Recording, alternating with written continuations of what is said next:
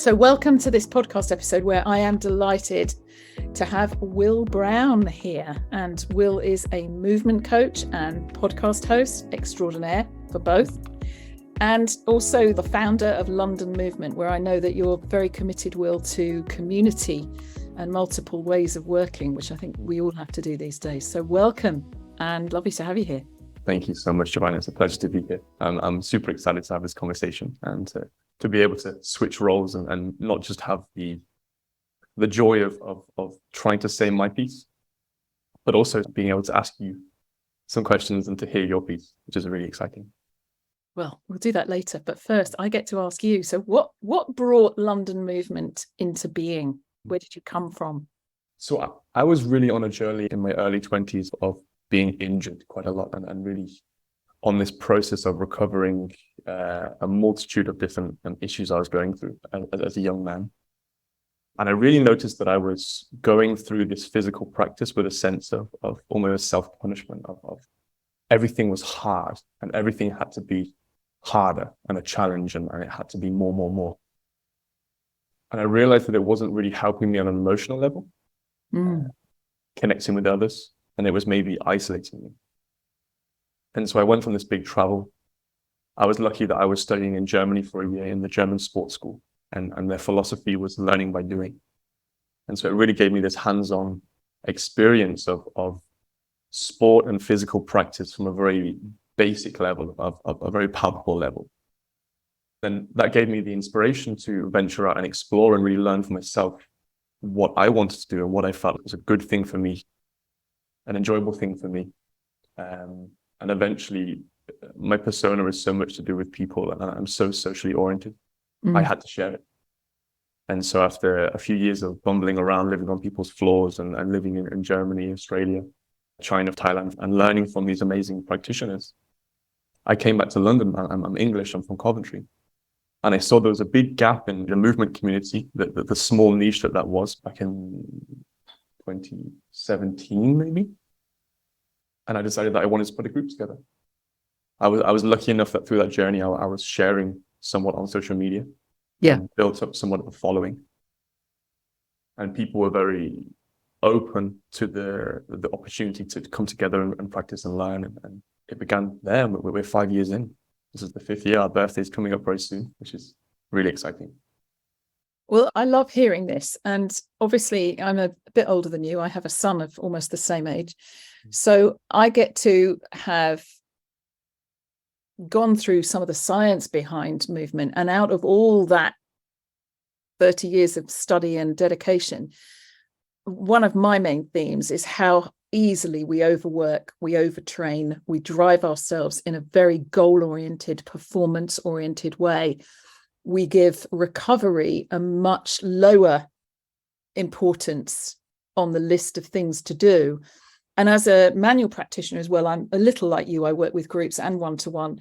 And I wanted to ask you about this because, you know, if I have a client, they'll come in and I'll say to them, you know, what's your movement practice?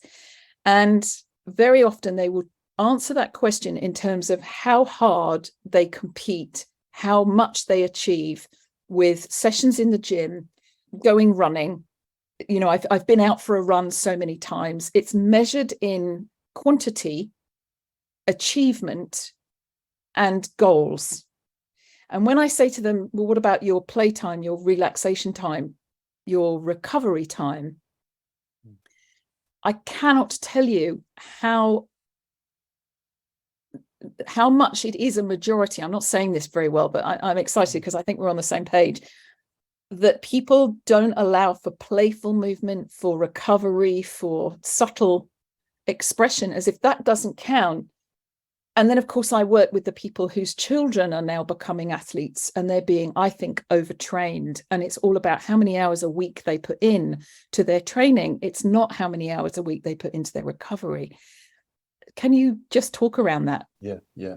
So I think for me, one of the big realizations or important details is to try and see things as a whole rather than see my life in different boxes. And I only do that in certain boxes. And so, for example, the physical practice, one of my favorite things to say to students is the thing is bigger than the thing. And what I'm basically saying there is that the thing that we're doing has so many other components within it. And to use your word, it's a web, and we're all interconnected within our lives in totality. And so this is a key point that I think in competitive sports or comparative sports we miss. And all of a sudden I drive up this specialist peak and I go to become a professional athlete in X.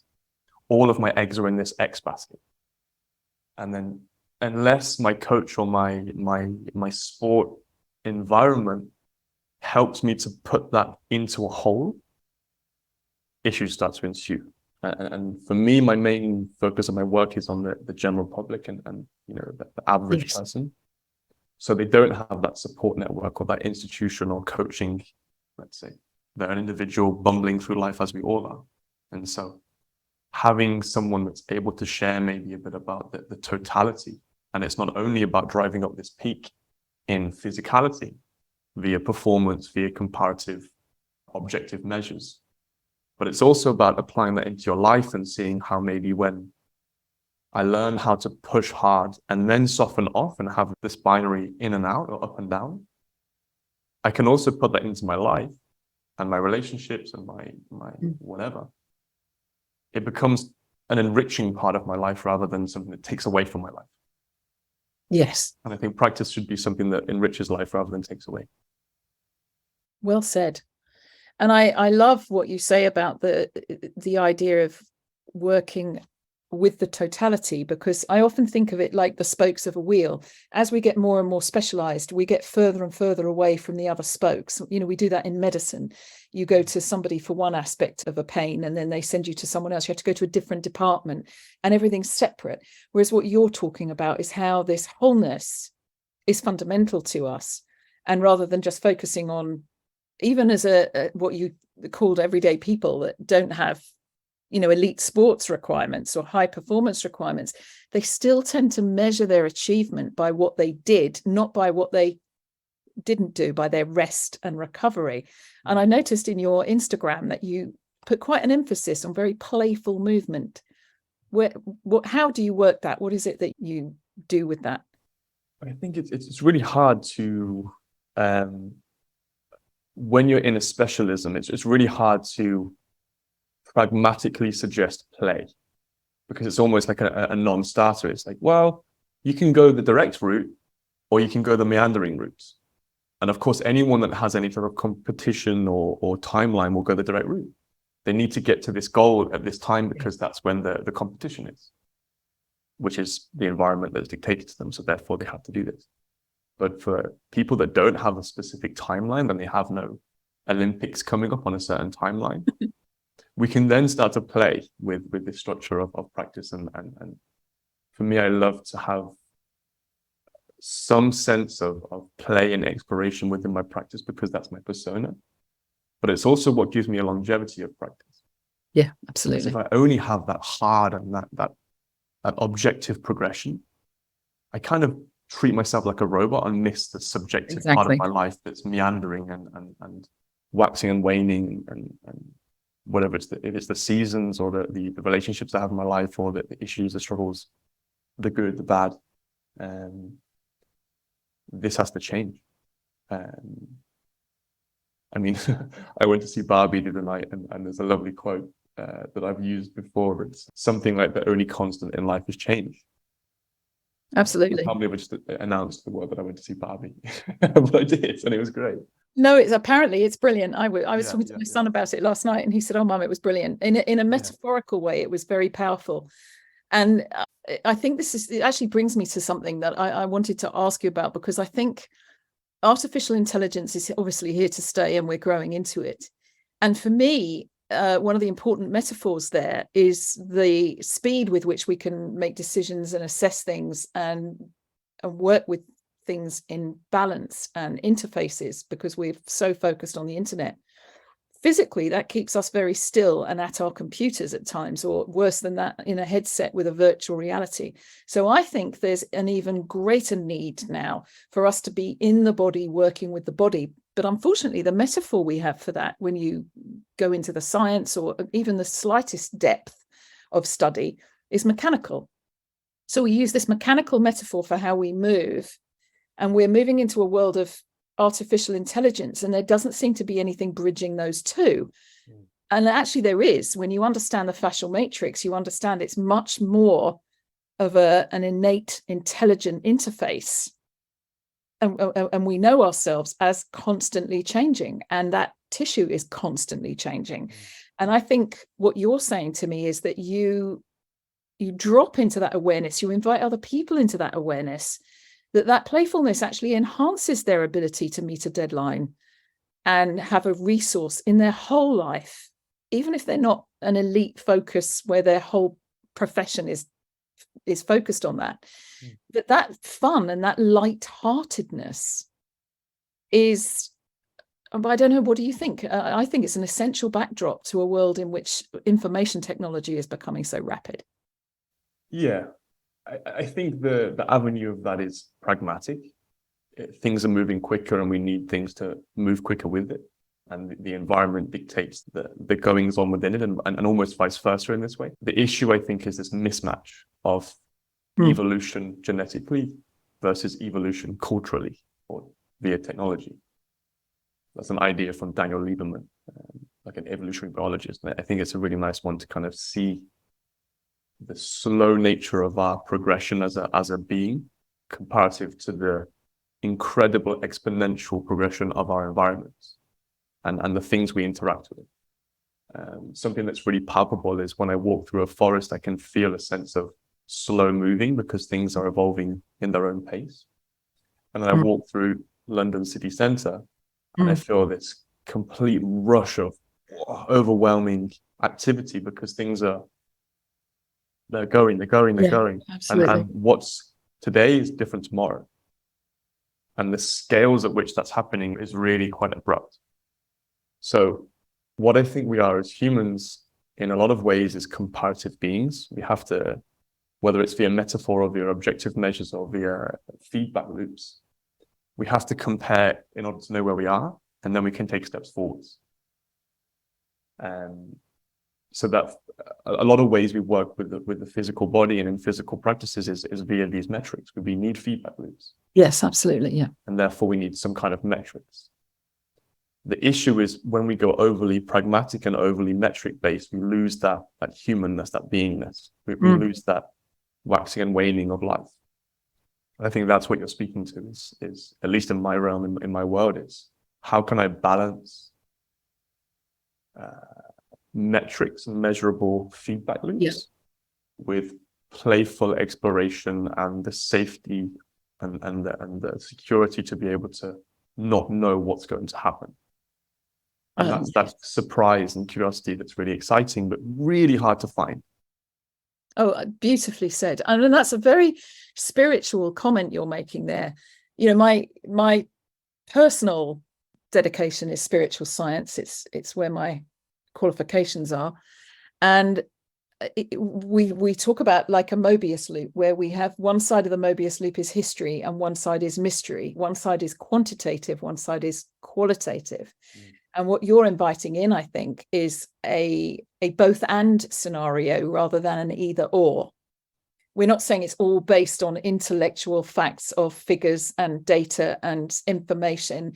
We need that for the feedback, but we don't need to live there. We have to enter this mystery. And I love your reference to the forest. And I grew up in London, so I know exactly what you mean. It's got a vibrancy, it's exciting, but the pace, oh my goodness.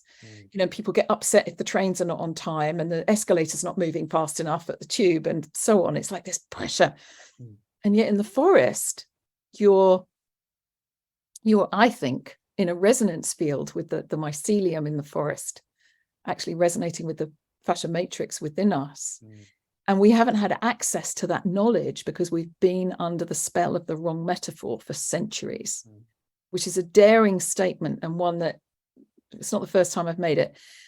But what I'm loving is that you're like, it's so, I don't know how to say this. It's so foundational that the spiritual aspect of it can't be separated out of the physical expression and the what should we call it, the mental understanding and the emotional well-being. It's all one for you, which is you're walking your talk, which I really appreciate. And from a I don't know what point of view, just listening really, I love how you embrace that awe and curiosity, those beautiful childlike features that we have when we're young and playful. And you talk a lot about the environment and the influence of the environment. I think that can sometimes squeeze that out of us, squeeze that curiosity out. Yeah, it took me some time. It really did. I'm very much biased from my childhood, or at least from my schooling, to be a lot more metric based. And my persona, my personality traits are somewhat agreeable. So I need these kind of clarity of feedback. Yeah. I need these right or wrongs, or these parental kind of yes, good job type things, which I think Don't we all? extremely common. Yeah. Isn't that why we love community, Will? Don't you think that you just get that feedback and you see someone's face light up and you're like, right, you don't need somebody saying, oh, you're wonderful every 5 minutes. It's not an egoic statement. I can see that in you. It's like you want to make a difference out there and you want people's feedback to make that difference to why you do it. Is that what you mean? Yes. And what was interesting growing through my early 20s and having peers who were incredibly disagreeable. I was lucky enough to live with a couple of guys who were incredibly disagreeable, like absolute extreme. One of them we tested and he was 99th percentile disagreeable. So out of 100 people, he was the most disagreeable person you could possibly get, which is incredible. And to experience that adverse to my persona was really interesting to me. And he needs no feedback, nothing. He's so content to do what he wants and when he wants to do it, at the whim of his day-to-day rhythm, and also irrespective of what's going on around him and who's going on around him. Whereas for me, I'm completely opposite. I'm very much in tune with those around me, and I'm very much wanting and needing to be of support and of some safety, let's say, and service, by what you say. Service, for sure. Yeah, this is a real big meaning. I've actually been lucky enough to have, I think, 7 of my friends lately having babies. One of them yesterday. Congratulations to your friends. Yeah, amazing. It's so cool. I absolutely love kids, so it's really exciting for me. I'm nowhere near ready to have one myself, but I love the idea of my friends becoming fathers or mothers and carers of these little beings. And that's like the ultimate service, like to learn from and to share with this little thing or things. My friend yesterday had twins, which is really cool. Wow. My heart goes out to them. Yeah. But actually he was sharing with me yesterday that actually it's really cool because this hormonal dump of love and power came out. And even though they've all had sleepless nights, they feel so powerful within it, and they feel this drive to support and protect this little person. Isn't that incredible? I actually believe that, there's a lot of doom and gloom out there, Will, and I don't subscribe to it. I live in a world where I actually think humanity can restore itself. And it takes that kind of thinking. So I'm very moved to hear you say that. Yeah, it's beautiful. Bucket loads of war. Yeah, I'm hopeful also. I kind of, through the past couple of years, maybe got a little bit disenchanted with the future. And I know a lot of my peers did as well. And I spoke to a guy who has nieces and nephews and also a younger brother who's about 10 years old right now. And he's like, dude, it's amazing. The generation below us is amazing. They're so full of love and they're so full of awe for the future. Yeah. They can see the issues with the teens right now and their obsession with video games and that static living. But actually all they want to do is be outside and play with each other and go back to the roots of living. And I thought, wow, that's hopeful. That's great. That's what we're looking for right now. That's what I'm trying to share in the group. And I was just going to say, surely that's a bit of your mantra for London Movement. For sure. Yeah. And actually, it's very ironic. I spent the last few years being somewhat of a director or an owner of space, like physical gym spaces, movement spaces in London. And I realized that actually it's the worst thing for me. And it's the worst thing for my teaching and my business, let's say, because I don't want to be stuck indoors all the time. I absolutely love teaching outdoors. I teach in the park super regularly. I love environmental practices and the affordances that gives. I love the feeling of space and that feeling of, fresh air, wind blowing my hair, amazing. I do enjoy what it offers indoors to a certain extent. It affords a lot of opportunity to practice, but I also love being outdoors. So why would I plant my flag only indoors? I want to have both. So actually, I've recently given up both spaces, and now I'm back to being let's say, a dynamic entity where I'm just bumbling around outdoors, indoors, indoors, outdoors. There's a touch of wild child in there, isn't there? I mean, I don't say that patronizingly at all. Quite the opposite. I'm holding you in huge respect, as you know. But I just love hearing this, because I think the metaphor that I brought forward from in my struggle, my personal struggle with learning biomechanics, I had the good fortune to study tensegrity, which is a whole other thing and perhaps a conversation for another time. But it's very much about how the tension compression architecture of the human body interfaces and interrelates and creates this, what can I say, holistic volume. There's three forces. There's tension, there's compression, and then they combine in a certain way. So there's three forces: tension, compression, and tension, compression combined.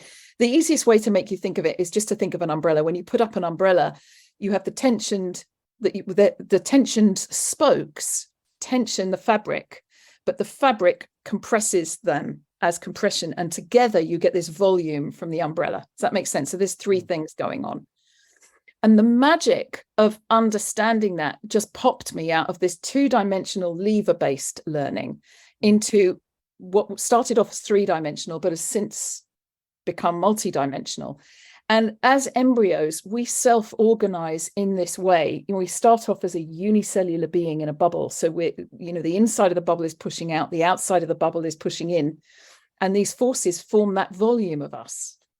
And how we hold that, how we move that is in constant change, to the extent that my colleague, John Sharkey, calls fascia the tissue of temporality, the tissue of time, and the tissue of timing.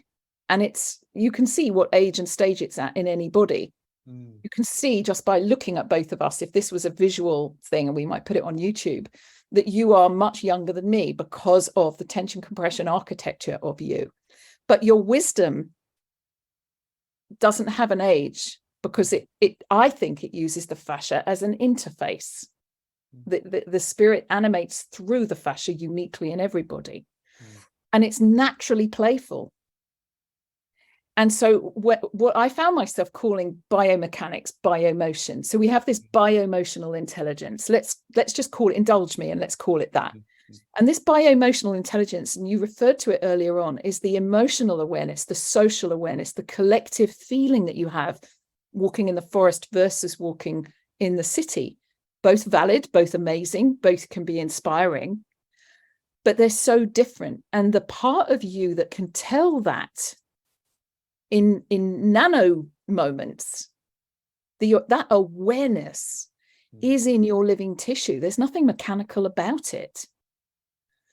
And so what I think is magical is this possibility of reinterpreting our bioemotional intelligence, so that we get out there and we feel that, and we validate it by playing. What you just said was amazing. You said, I realized being in the gym and being in this square environment and being inside these walls and these principles that we abide by and the rules that we follow. You didn't say all that, but you're talking about that. And then you go kind of wild. Because what you're taking with you is this multi-dimensional interface, this moving, shape-shifting character called Wil, who does Wil really brilliantly, and goes out there and gives other people permission to do themselves. Because this is my next question for you. I don't imagine that you work out protocols and get people to follow specific sequences, or do you? You're nodding your head. Yes, this is a really great topic, because I think it speaks to the previous one on, let's say, contrast, on flux, or on you mentioned Ian McGilchrist before we went there, I believe. This idea of two sides of the coin, or the yin and the yang, or this kind of double helix, or whatever we want to think about, a spiraling, let's say. And I really feel like I use this word physical intelligence in a practice, and maybe it will evolve over time as everything does. The word physical maybe doesn't quite encapsulate everything, but for now I just call it physical intelligence. It's an ability to comprehend contrast. And we need to have that freedom and, let's say, that quote unquote wild child within us. But we also have to have that structured Yes, absolutely. Containers. Yeah. And it's that ability to flip between and not hold too much weight in either one that we can then move forward into something interesting and something of value or truth. How do you translate that with people? Do you create a repertoire and then teach it to somebody and then let them interpret it, or is it just playful? So for me, my process is very much a flux between the two. Right. And it depends on what and how I'm sharing. If I'm sharing online versus in person, it's very different. And online is very much an individual process. I call it intensive learning. And I'm there to guide the direction over a long period of time. But the individual is very much generating their own motivation themselves. It's distance learning. Whereas in person, we're usually in a community, we're in a group. And so it's a little bit more in the moment and palpable. And I'm also in the room with them, so I can feel what's going on. And then we have a container, we have the name of the class or the name of the project or goal of the individual that then drives the direction from A to B. A is where we are right now, and B is the intention of where we wish to go. And then depending on what comes up in the space of either the individual or the group, I have ideas and processes that I can rely on, I can use. For example, if someone is maybe struggling to completely open up and find a hook into open improvisation and playful tasks, I'll give them more of a structured sequence. Dive into this first. Yeah. Find a sense of flow and freedom within this container first. Right. And then let's move towards the open container. Yeah. Whereas other people that are already well-versed in the sequence, their known knowns, will give them an open task straight away. Explore. Find something new for yourself. There's also times where we have to work on producing new ranges, producing new possibilities via strength training, mobility training. And the important thing for me is this idea of a container, this idea of having a greater meaning in a practice. Yes. Really helps those boring things, quote unquote, boring things come to life. The sets and the repetitions of certain things come to life when I have a greater meaning. For me right now, I'm diving into climbing. And that's more or less a container for me because I love that social aspect of things. I love that physical puzzle. I love this dynamic nature. I love the nature. So all of those things make the strength and the mobility training that are not necessarily inspiring me in the moment all of the time slightly more interesting and palpable and meaningful. And what's the kind of feedback that you get from people? I'm not asking you to sit there and tell me how wonderful you are, but I know you are. I can see that you have fun working. But what's the kind of feedback you get from people when they join London Movement or they work with you one-to-one? What's the most rewarding? Good question. Rewarding. I think I'm lucky. My parents have been very good at giving me feedback, probably too much actually. They gave me amazing feedback when I was a child, and I'm almost a little bit numb when people give me a lovely, oh my God, that was so good. I tend to not put any weight on it because I'm like, I know when something's good, I can feel it. Yeah. When someone says it, I'm a little bit cynical to it nowadays, which is a bit of a shame maybe. I probably should put more weight. My girlfriend always says I should put more weight into feedback. Well, in our days of social media, we're all supposed to put what our clients say about us on Instagram, but I'm allergic to it as well. Yeah. But what I'm really asking you about is the feedback that makes the difference to you, really, in the sense that your purpose is to help people move better. Part of your purpose is that simple. I want to help you move better. So what brings you, what sparks joy, to use Marie Kondo's phrase? I'd say more than move better, it's to find an orientation that speaks to them, a direction that speaks to them. And I think for me, the physical practice has become a driver in my life. I don't know what move better really means necessarily. I'm not someone that thinks there's so much of a right and wrong as such on a macro scale, let's say. And I'm more fond of this idea of meaning and really finding joy in a practice. And so therefore, for me, I don't care what a student says they want to do. My job is to help them move towards that within the bounds of what I'm sharing. And what gives me joy is to see another person find that. And Find joy, joyful yeah, mood. to find that meaning and that joy and that depth of, wow, I'm doing it. I'm You've achieved going this. after it. Yeah. And it may not even be the achievement of it. It may be just diving into the process of. Because the funny thing of achievement that I found over the years is when I was only goal oriented, every time I achieved the goal, it was a really bad day. It was like, oh, damn it. Now what? I've lost that driving force. I've lost that process. And so going back to the previous conversation of playful versus kind of metric oriented, sometimes the goals need to be open. And I don't know what. Let's be curious and surprise myself. And so these days, my practice is probably 60 to 70% open and non-metric driven and non-tested, because that's also what my persona needs right now. And then in other parts, it's metric. And it's a constant flux between these two poles that drives me. And I think the joy in my work is really both on the online standpoint, it's allowing an individual to really dive in and gain that sense of, wow, whatever that is. And in the group, it's really that safe space to meet other people, to engage with other people. So much of my work is based on partnering and engaging with another person. And I think it's so sad there's so many movement, quote unquote, gyms in London that don't do partner work, that actually ban partner work because they think it's not enjoyable for some of their clients who come from offices and come from stale, stagnant environments. And all they want to do is put their headphones in and watch a routine and copy it on this small block of matting or gym floor.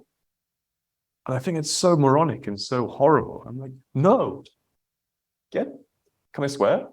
Yeah. Get a fucking partner and learn. Learn about the body, learn about your own body, learn how to interact with another being and how that really feels. And then that's going to really impact your life in such a way that's far more important than abs. But hey, you might get abs along the way.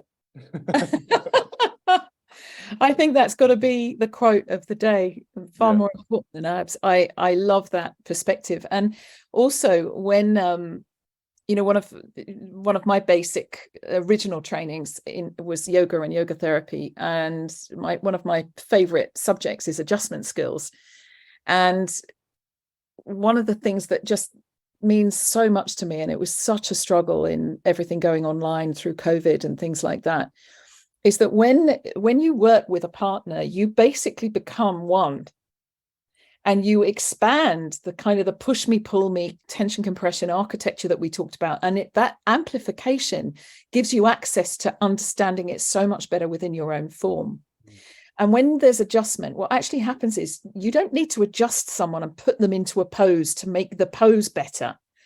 As well, I know I can feel that you know this, that what we're talking about is playfully working with somebody through balance, through coordination, through reorientation, through feeling their own matrix in the ground. But you suddenly become a sort of 8-limbed, 2-headed, 2-spined creature that can speak body language to each other. If you can get into that, and you don't need to intervene, you don't need to correct. I don't know if I think I'm preaching to the converted here, that you just can enhance and amplify the resonance of their own well-being. I think resonance is a good word. It's something I use when we do certain types of softening work, shaking, for example. And when I work with a partner, the most important thing is that sense of safety and that sense of resonance. And so the way of myself breathing when I'm interacting with another is incredibly important, because if I'm hyperventilating and I'm tense and I'm unaware of myself, and then I interact with you, that's only going to resonate in a certain way towards you. That's probably negative to the task of softening. And so one of the things that I talk about is the what, why, how hierarchy. And the basic idea is the what is obviously important. It's the thing that you're doing. And it has a certain intention, which would be the why. But the depth and the base of everything is how we do it. Mm. And it doesn't matter exactly what you do within that container of softening and shaking. The why is obviously to soften, but how you do it is incredibly important. That's everything about it. And it has to have that resonance and that relaxing feeling and that feeling of safety and security and it's the holy trinity of that movement sequence. And I love that you're saying this. I've often worked with teachers having them sit back to back with a balloon or a soft ball between them that isn't fully inflated, and just breathe together until they find rhythm. And then when they do that, magic happens. And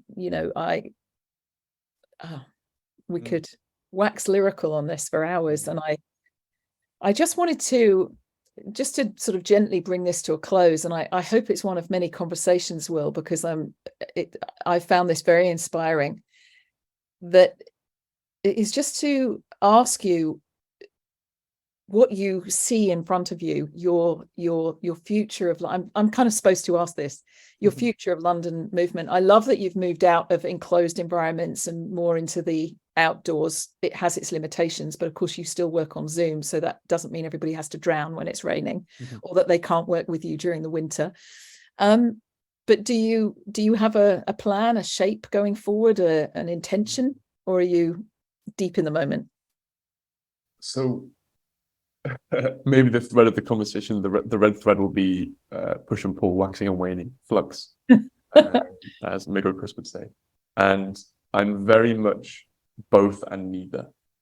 When I was in my early 20s, I've had certain kind of mental illness issues, and I was really at some stages struggling with the future and feeling somewhat inspired or engaged or excited for it. And I kind of fell and stumbled into Jordan Peterson's work, which is both profound and dark at the same time, and challenging. And for me at the time, it was incredibly impactful because it gave me a structure. It gave me somewhat of a metaphorical mentor and a process to really take action for myself. And in totality, it was called the self-authoring, one of the things I did. And I kind of self-authored the future for myself. If I could have anything, what would it be? And this is going back 7 years, maybe, when I was living in Australia. And the ultimate goal was family and a place where I can support and give love to that. But the next level down was a community and a space to hold and share my work. And serve. And you're very much about service, yeah. And I did that. But what I realized was that I evolved over 7 years. And that orientation of driving towards getting my own space, putting my flag in the ground, having my community under one roof, no longer suited me. And so I had to kind of, quite recently, rejiggle my understanding of where I was headed and not diminish that at the same time. And so now I'm wanting a little bit more freedom, a little bit more malleability and pliability in my life, so I can still do my stuff. But I also want to go and live in different countries wherever possible, and explore different cultures, and not feel like I'm leaving something behind necessarily, or losing something by not having a gym space. I still want to have this project and this culture that I'm building via the London Movement Group alive and kicking, even if I'm not there. That's a big goal. It's a very powerful leadership goal, where you empower somebody else to do their way of leading the project that you animated. That's really the thing for me, is I fall into that leadership role, but I love so much the idea of empowering others to also lead within that. But it's so hard to do. It's so hard to find people that can really step up. And hold that space. It's a big holding space you have. Yeah. And that's really the challenge right now, is to refine that and settle down. I've got one guy that I've had since the beginning. He came to the first ever class I taught, Dan, and is still there, and now is my go-to guy. He coaches for me, and he's amazing because he holds space in his own way, and that's great. Well, I just want to say thank you for talking to me, and I wish you well. And I think in closing, I just want to say, Jordan Peterson, I was listening to somebody interviewing him, challenging him, being incredibly rude to him. And every single step of the interview was about the fact that the interviewer wasn't listening. She wasn't actually listening to what he actually said. And when she really listened, she heard him, and it stopped her in her tracks. And what I've really appreciated about talking to you is that I can hear that not only do you listen beautifully, but I can absolutely read it, that you listen to your clients, you listen to them for them, not to how you can impose your repertoire upon them. I think that's a gift. I think it's to be honored. And you've just completely said it by talking about Dan. He's listened to you all this time, but he's taken it and run with it for himself. And I think all hail to that. It's true leadership. So thank you for sharing it. And I cannot tell you how well I wish you. And I do hope that it grows the way you want it to. I will tell. Thank you so much. Blessings. Thank you.